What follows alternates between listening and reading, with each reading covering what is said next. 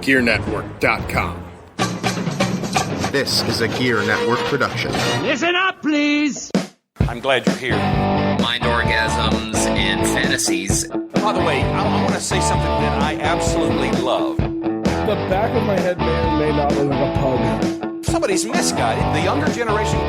If you can wipe your own ass, then the other guy gets shot. And I don't know that you notice it, but I do.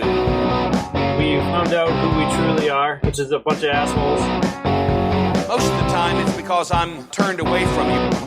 Why did you buy the vibrating strap-on pillow? But there's something that I absolutely love. Oh, I couldn't be happier. Now, there was a time when we had to hide and we had to be quiet. Right now, he's wearing a tinfoil hat. Have you ever heard the term misguided? I've been misguided. Thank you. I appreciate that.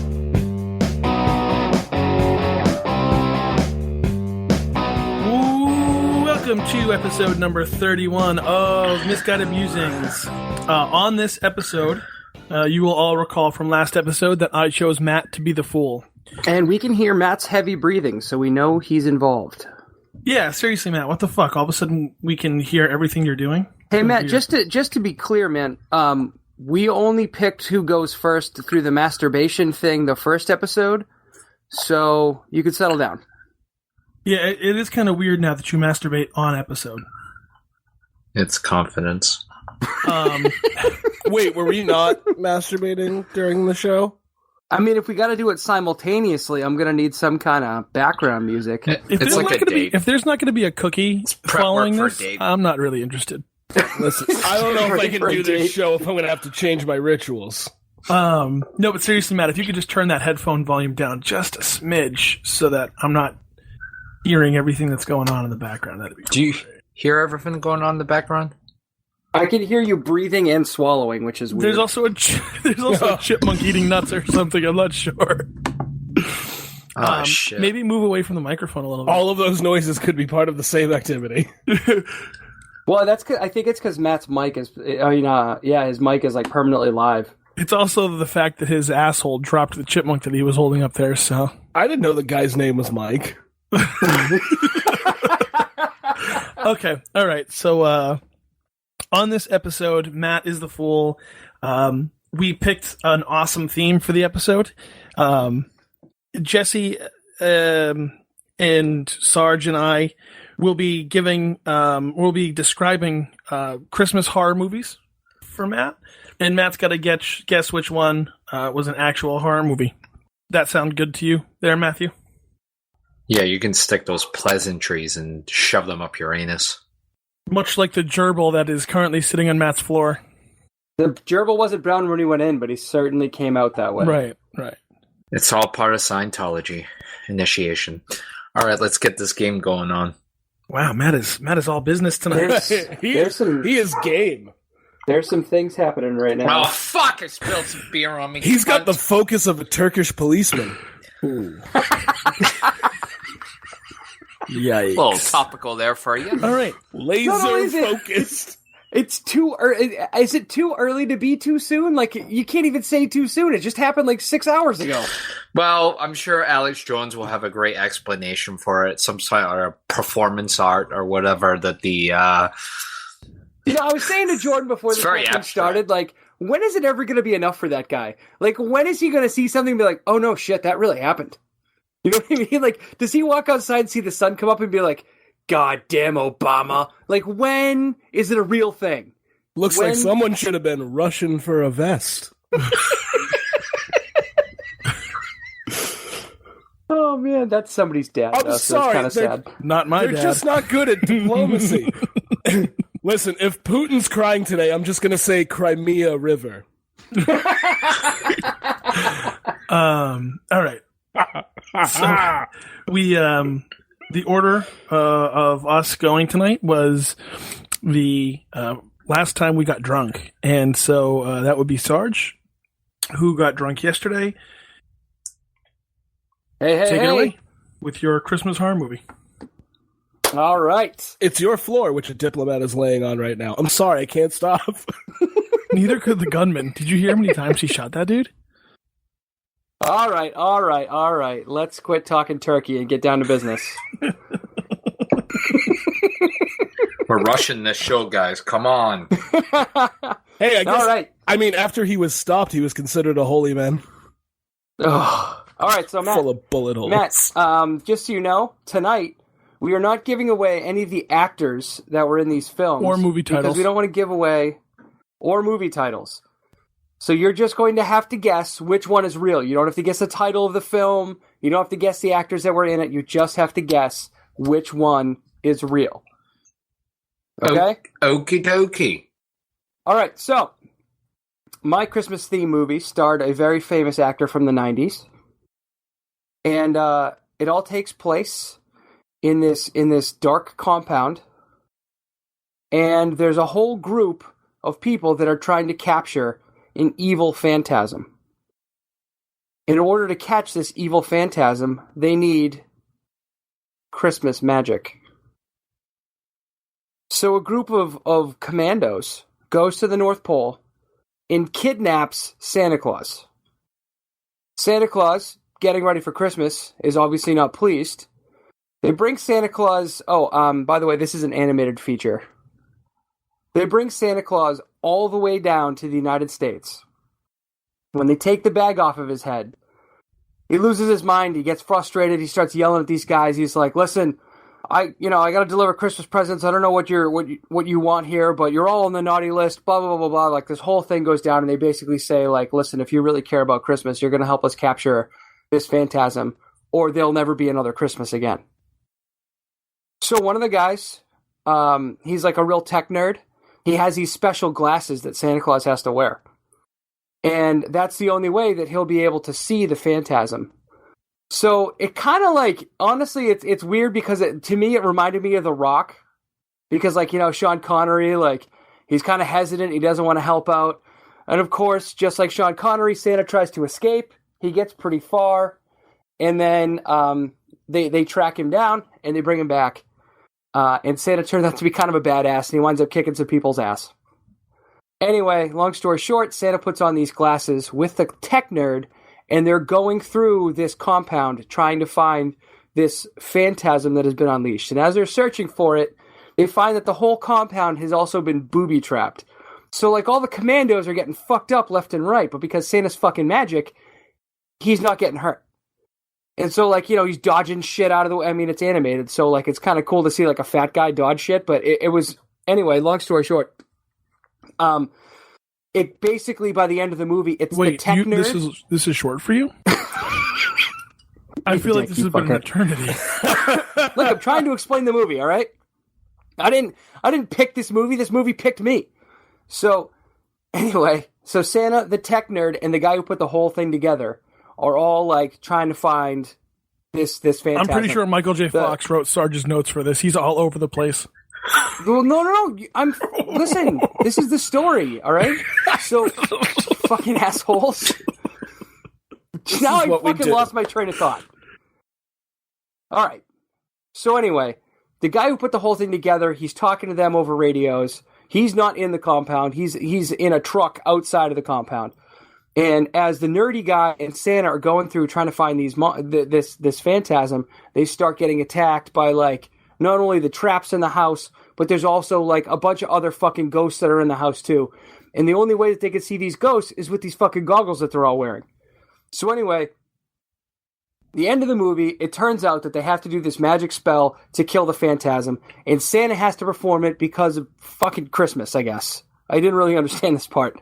It's a weird Japanese animation film. So anyway, finally, they capture the phantasm, they neutralize all the other problems, and then they realize that the guy who put them up to it was actually planning on using the phantasm as a weapon. So, they turn the phantasm on the guy who started the whole thing. Bob's your uncle, Santa's free, Christmas happens. Matt, do you have any questions? You said it was an animated movie, but there was a 90s actor? He was a voice actor. Yeah, he did the voice. Okay. All right. He's, like, very recognizable, so, like, that's why I couldn't give it away. Very recognizable 90s actor. It wasn't a Japanese anime film, it was that style of animation. Okay. I don't really have any questions. All right, then. Well, moving Alrighty. on. The one thing I will add is it was spoofed on an episode of Family Guy. Okay. Moving right along. Jesse was the next person to get drunk. This was Saturday. Oh, I thought it was now. Oh, I'm not supposed to be drunk now. Well, if you were drunk now, Shit. you would be the one who was going first. It's a fair point. So, It's a fair point. you know. All right. So my movie is a reimagining of the Santa Claus story. Now, in this version of the story, Santa Claus is actually a counterpart to Jesus Christ. Much as there was the Virgin Mary who gave birth to Jesus, Satan had a child with the Virgin Mother Mary Erica. was a philanderer. And true, and I can't even imagine what the Virgin Erica was like, which is legit. I don't know, but anybody Can I just stop? anybody Can I named just stop Erica? everybody for a Yeah, go second? ahead. Can I just stop everybody for a second? If I was living in medieval time or Middle Eastern, prehistory times, can you imagine how fucking easy it was to get away with shit? Like, oh man, I got So BD. easy. Fucking God gave it to me. Like women are like, oh, I got pregnant. It's the Messiah. I didn't fuck anybody. It's the Messiah. Like these people were so fucking gullible. They didn't My know wife how to told lie. me she was pregnant They with are. God's baby. I'd ask her if God was like at the bar last night. It was like that movie was out, like 10 years ago? Well, maybe 6 years ago. It was called The Invention of Lying. And basically it was in modern times and people couldn't lie. They didn't know how to create lies. It was probably like that. It's a Ricky Gervais it was movie. probably like that, back then. People just didn't really know how to lie. And then, they were told all this bull crap. So they were like, oh, if I lie, I'm going to get struck by lightning or a mongoose is going to eat my eyeballs out. On a side note, I've never met an Erica that I like. Go ahead. Okay. So, theological discussions aside, the Virgin Erica gives birth to Santa. And the only reason we in modern times know Santa as a benevolent figure is because in ancient times, Santa lost a curling match to an angel. The bet was if he won, he would get the angel's soul. If he lost, he would have to be banished for 1,000 years and be good for that time and make Christmas a time of peace. And this movie picks up at the end of the 1,000 years with Santa coming So it's back a historical to town with a film. vengeance. Absolutely. Oddly Norse, too. Santa doesn't have reindeers. He has a giant ox that's painted white. which is really weird because reindeer is from Nordic climates. Exactly. It's he basically has a Norse crown, and his sleigh is made to look like a Nordic ship. Or don't you think it would be like a goat So- or something since it's the Middle East? This is Norse. I already told you. It's Norse inspired. So basically, now the chains are off, and Santa can be a dick again. So he comes to a town called Hell Township because he loves puns. And we meet the protagonists of our movie, Nick and Mac. Not two dudes. Nick is the dude. Mac is the love interest, who I swear to God was written for a dude. They do the circle game all the time, like you do in the 2000s. So the first thing Wait, that what's Santa the does circle game? You don't remember the circle game? No. If you make someone look at a circle below your waist, you get to punch them. You make it with your fingers. You make a circle. Yeah, you make a circle with your fingers. Put it okay. below your waist. No, I know what you're talking about. I played this game today. Yeah, I'm amazed at the confusion. So the first thing Santa does when he gets to town is run the local curmudgeon off the road after saying, "Move, bitch, get out the way," to quote the prophet Ludacris. I can't believe. So Nick is our protagonist. He lives with his eccentric grandfather who is terrified and obsessed with Christmas at the same time.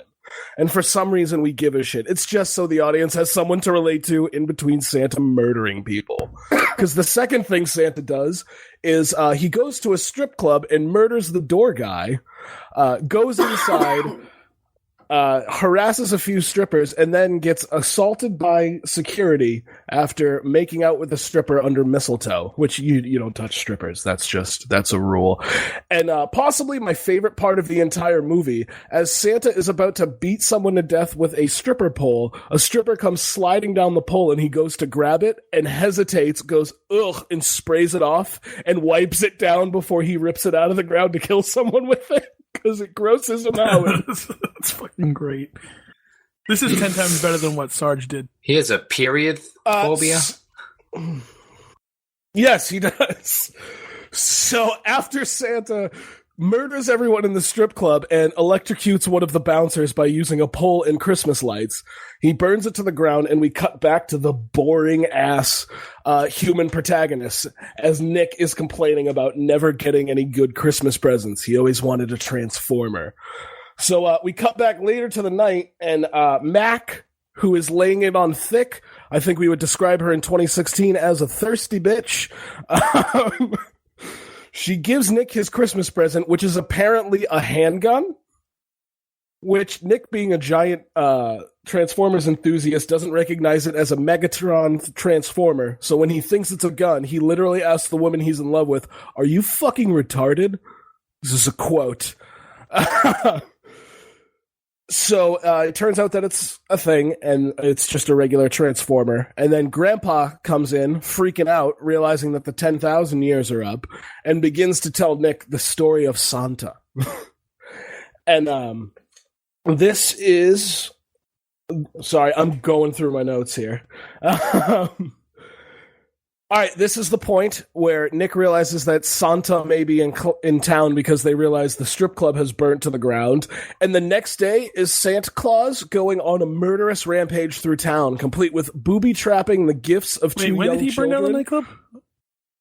He burnt down the strip club immediately after murdering everybody. Well, doesn't that seem kind of redundant?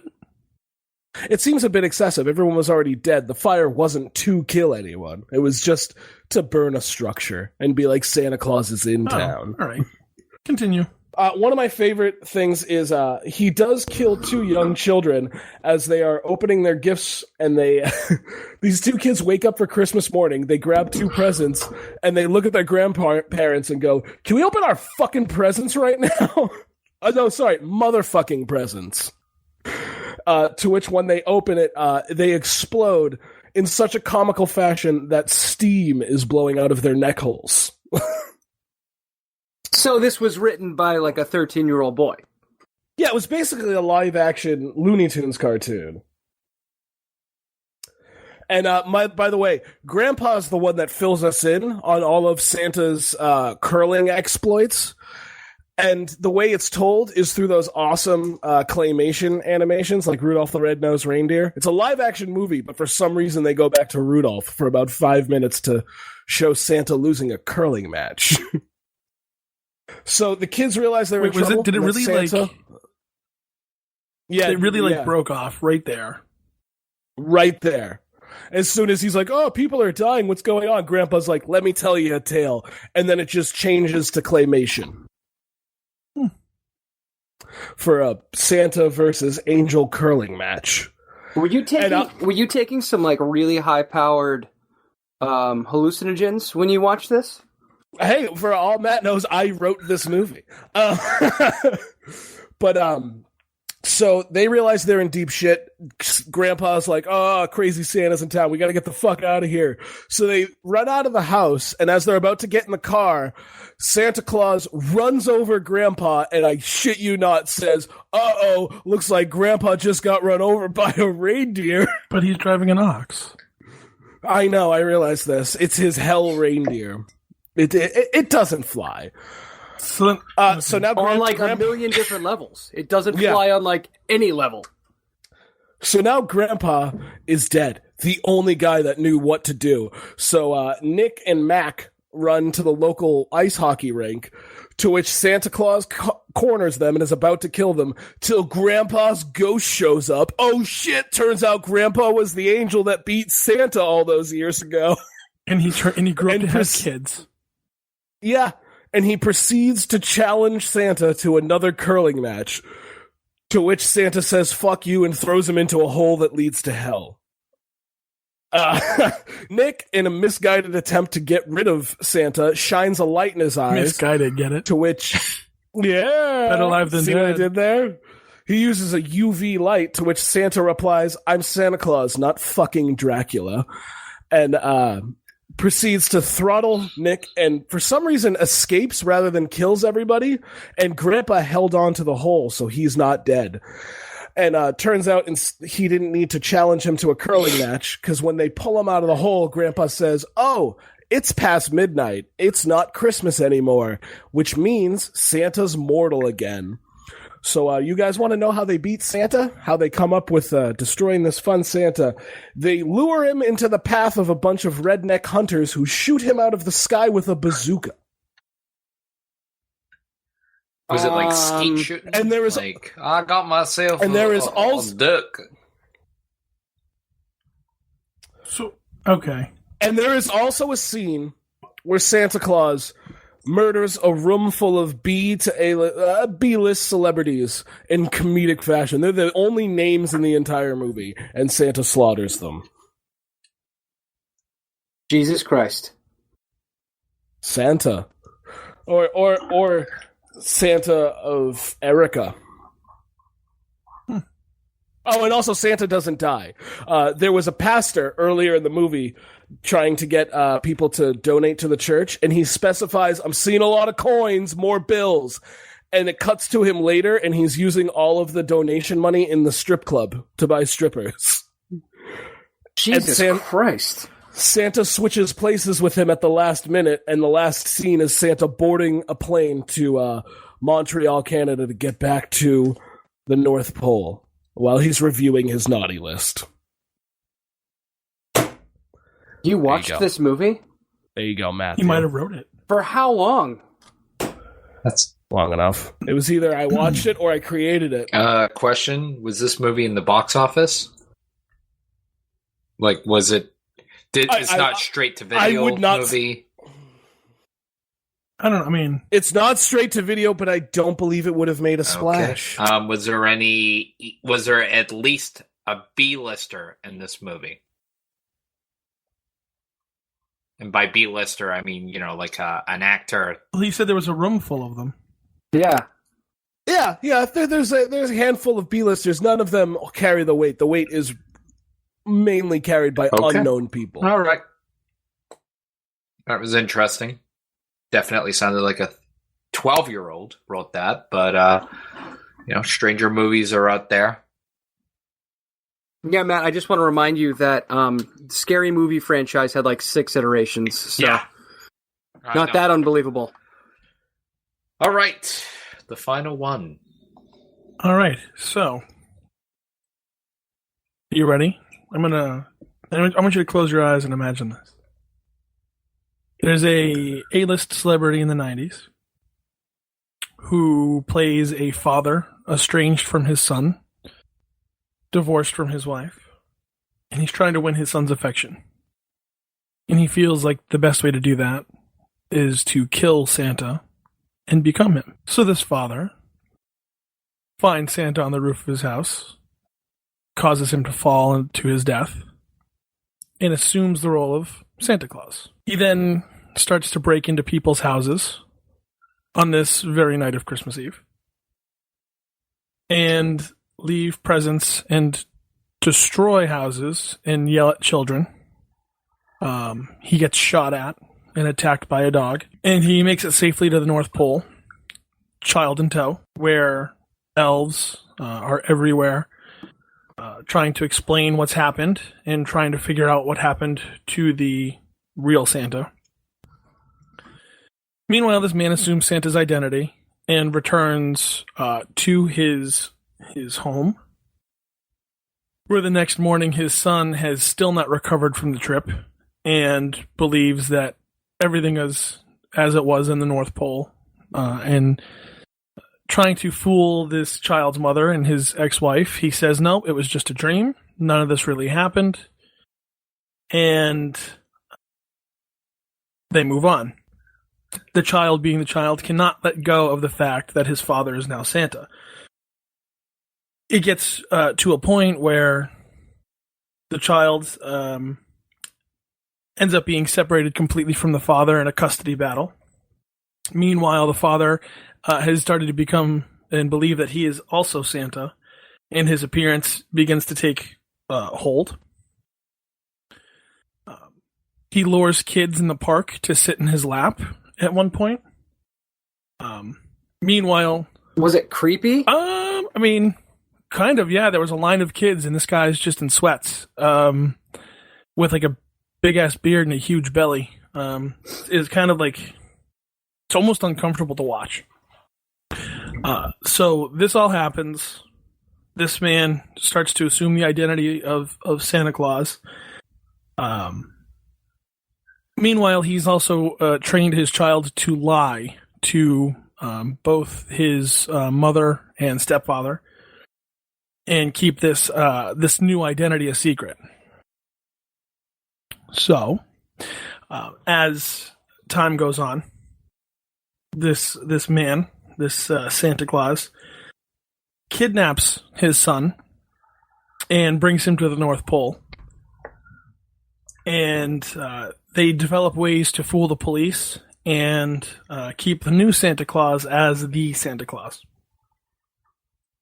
So it gets closer to the night of Christmas Eve, and his son calls the family, his mother and stepfather, to let them know that he's all right and that he is working on plans with the elves to ensure that Santa stays safe. Meanwhile, Santa is coming up with ways to sneak into people's houses undetected, avoid capture by the police, and deliver whatever evil presents he has in his sack. So the night happens, and Santa has the balls to sneak into his ex-wife's house and leave presents. And the police come out of nowhere and capture him. It's at this point in time that, in a fit of delusion, the son calls for help to the North Pole, and they send elves down to break Santa out of jail. They go on a badass spree of tying up police officers and torturing them by stuffing donuts and whatnot in their mouth. They use tinsel to break him out of jail. And not give him the national anthem. Sure. You know what? I'm going to say it. What? So they use tinsel to break him out of jail, and he returns to his home, where he realizes the error of his ways and forces his now son to stay with the family. Because he's learned the lesson that Santa can't be a bad guy. He has to be a good guy and do what's right for everyone. It is also at this moment that he lets his son know that if he's ever in need of seeing him, all he has to do is just call out for him. And that Santa needs to now replace all the toys that he left with new ones and bad presents with good presents. He gives presents to his ex-wife and his ex-wife's husband. He also makes them see elves, like hallucinate elves. That happens a couple times throughout the movie. So he's slipping his family acid? Like psychogenic. Psychedelic? No. Psychedelic? Psychogenic? You're thinking psychosomatic? You're thinking mass delusion? Whatever. Yeah, maybe mass that's psychosis? Because you come to find out that a lot of the children that you see in this movie have been elves the entire time, who are posing as children to help perpetuate the lie of Santa Claus. Who do their parents think they're raising? This is part of the thing. It's a question that is unanswered. It's a plot hole. But to be honest, you never actually see them with parents. So, Okay, that's fair.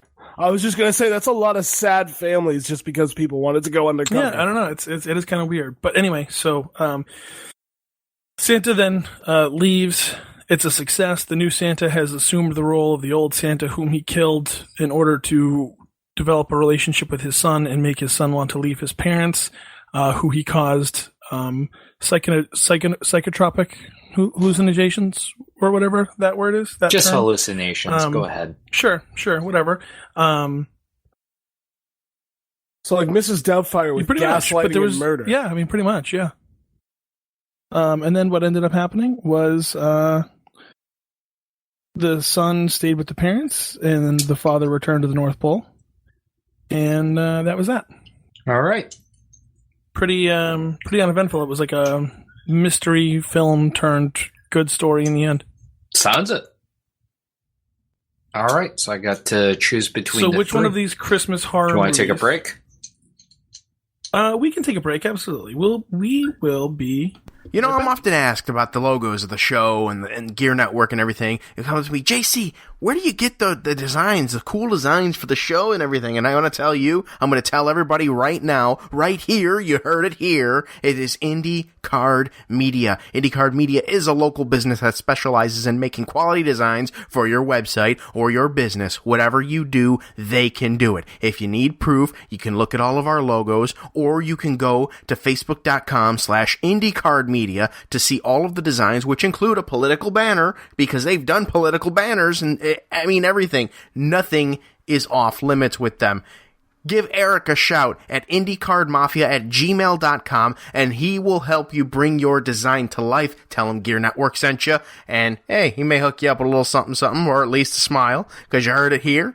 But go to Indie Card Media at Facebook. Again, facebook.com/IndieCardMedia. Do it now. Bring your designs to life. Hey everyone, John Cimino here for the Gear Radio Network, and you have asked and asked repeatedly, what is up with the app? We know you have one, and you never push it. You never do anything with it. Well, guess what? We got a better one, and it is free. It is absolutely available for you, and there's so much more you can do with it. Visit GearNetwork.com and click Get the App. It's up on the top banner, or if you're feeling really brave, head to gearnetwork.mobapp.at on your mobile phone and your mobile phone's browser, and you can take Gear Network with you wherever you go. Listen to every show on the Gear Network right from the app. You can view all of our social networks in real time. You can read Gear Network and BLTDsports.com blogs in real time, and you can also shop Amazon and help us out and help you out. It is free. Did I mention that? Again, gearnetwork.com or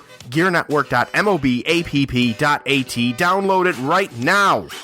And welcome back, everybody. So, to recap, Matt now has to decide between these three whether Sarge, stories, Jesse, or I were the assholes in the brain. Now, granted, we're all assholes. Right, we are all assholes. But for one day, I just have to think the opposite and just decide that one of you guys, even though you're assholes, one of you is the brain. Right. So now Jesse gave his story. Yes. I gave my story. You Sarge did. has given his. Okay. And you need to decide which one of these Christmas horror movies is real. Okay, so... Or is a real horror movie. I'll just say I think all you guys did a good job. I could see that you did your research. It's just I feel like I'm about to get a grade in class. There was a couple of... It's not so much plot holes. There were just a couple of plots I was just like, there's no way this actually made it as a movie. And then, first of all, Jesse's movie could work. It could work in the sense of there's so many bad movies out there that go straight to video. And I mean, he was honest about that. He didn't say there was any like A-listers on this, even though some A-listers have made some turkeys along the way. But I will say, Jesse, I'm sorry. I just don't believe that what you said is a movie. I do think that you took variations from different kind of movies with the plots. I'm sure there is something that went straight to TV or went straight to DVD that had something similar. But then I was like, is he talking about a porn movie? Like, you know, because they have those they have those Skinaflex movies. Like, I'm sure there's like Santa Came Down My Chimney. Or something. You know, like Lord of the G-String was one I remembered, which was that was a Skinamax. There was also Playmate of the Apes. That was another one. If I could just for a moment, I was going to choose one of two movies. One, it was like Happy Triple Xmas or something. There was another one that was "Oh Come All Ye Faithful." And all of them were porn movies, actually. So I was going to pick a Santa porno, but I didn't. Okay, so Jesse, I'm eliminating you. I think you're one of the assholes. So Fair enough. Let him make all his guesses, then we'll let him know. All right. So that goes to Sarge. Now, Sarge seemed like he did a lot of research. There were some things in Sarge's plot that I was like, okay, I could see that in the movie. And then he was obviously describing it as like almost like a Japanese anime feature. He did say there was something about a 90s actor doing the voice of like, the actors in it, but he only said that when I questioned him on it. So I think he kind of slightly gave it away in that sense. I mean, it could be made, but again, there were still like a couple of murky plot holes. I'm going to say that Sarge is the asshole and Jordan's a brain. And I'm going to tell you the reason why I think Jordan's a brain. Jordan did a very clever thing. First of all, it's supposed to be horror movies, holiday horror movies. But Jordan gave the plot to Santa Claus, a movie with Tim Allen. But he was very bright in the fact that he kind of said, he's this rebel, like, guy who's, like, trying to please his kid because they're in this divorce and custody battle. And he kills Santa Claus. And he does kill Santa Claus in that movie, but it's accidental. It's kind of like slapstick. And it is true. There was a couple of, when he does have his first Christmas as... the depiction of Santa Claus in that role, not substituting. There was law enforcement involved in that. And I do remember that scene in which all the kids are out there cheering Santa Claus. And then all of a sudden you just see the kids run away from the parents and the rest of the kids. And you realize that those are elves. So I think Jordan did a really unique job of trying to kind of throw it off by... This is a plot to Santa Claus, but wait a minute, he's saying it's a horror movie, and he's saying that he killed the original Santa Claus. So I'm going to say that Jordan is a brain for this.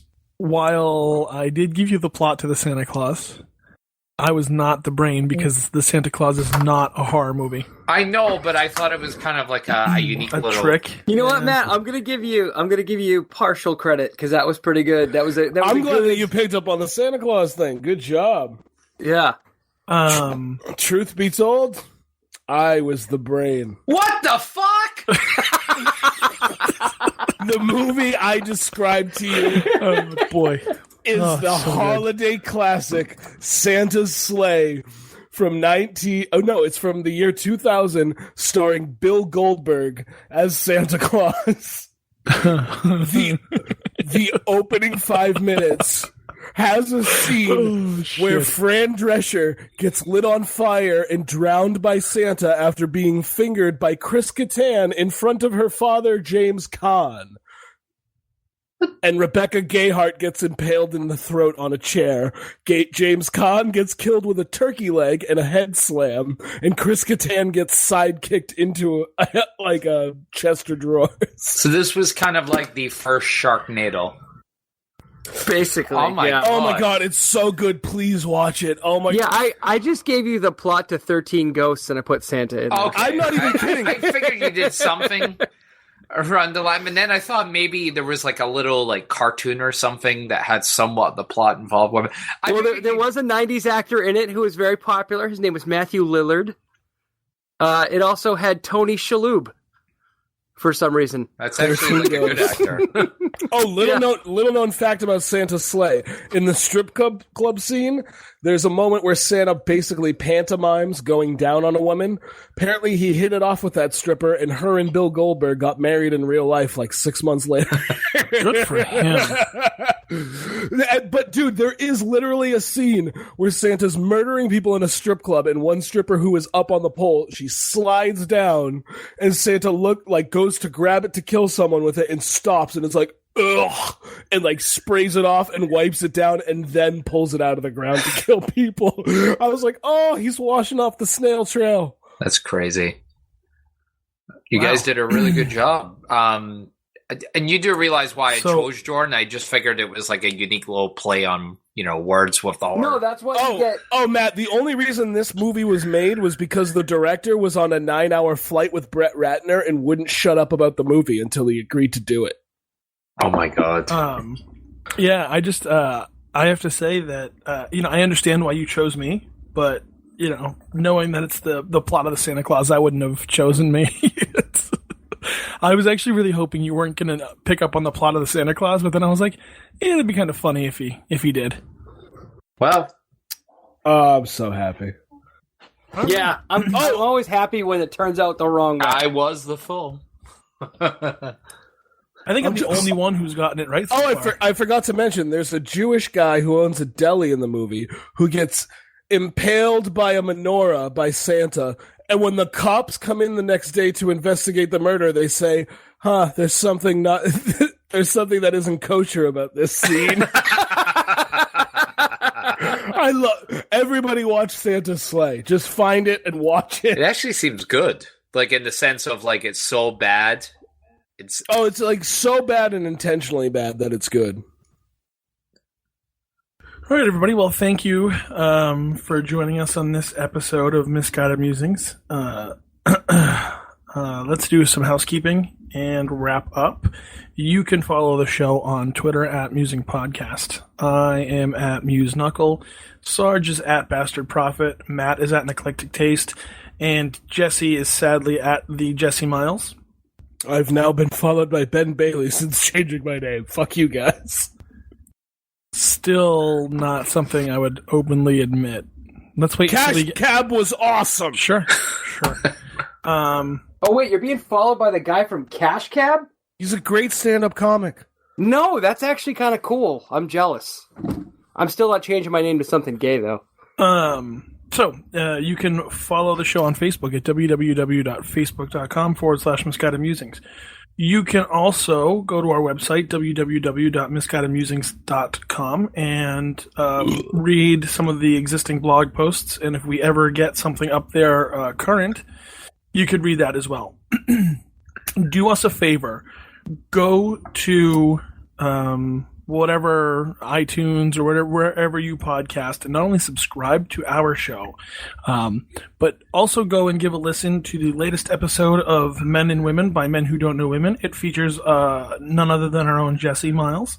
Part 2! This is the part 2 of his first episode, where I haven't listened to this one yet, but I assume he comes clean about not being able to handle the relationships he claims he handled very well.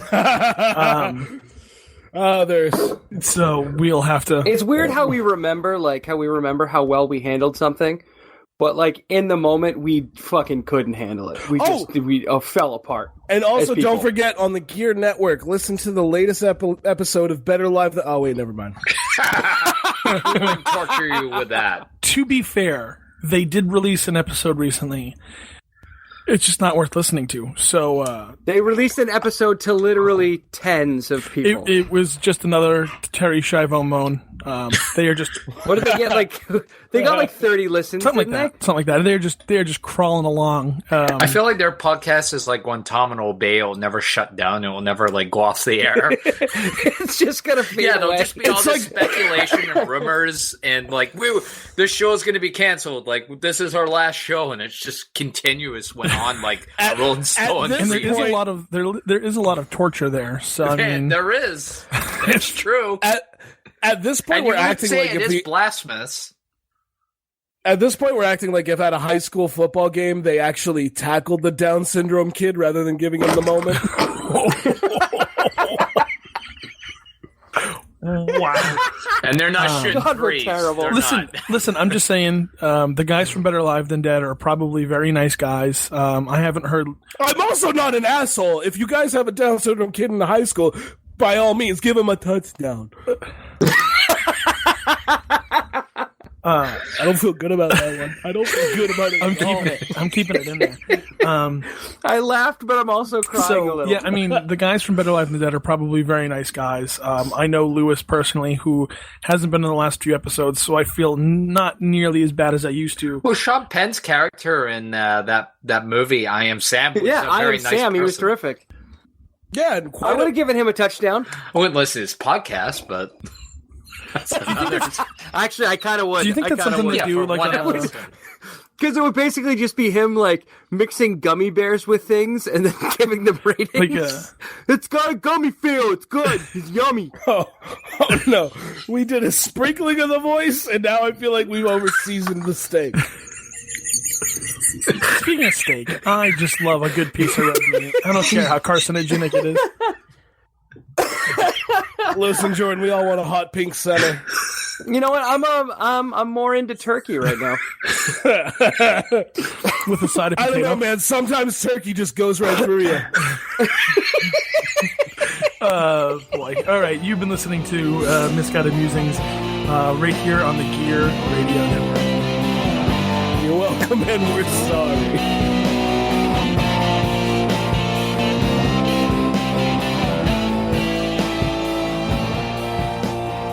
The preceding presentation has been brought to you by the Gear Network.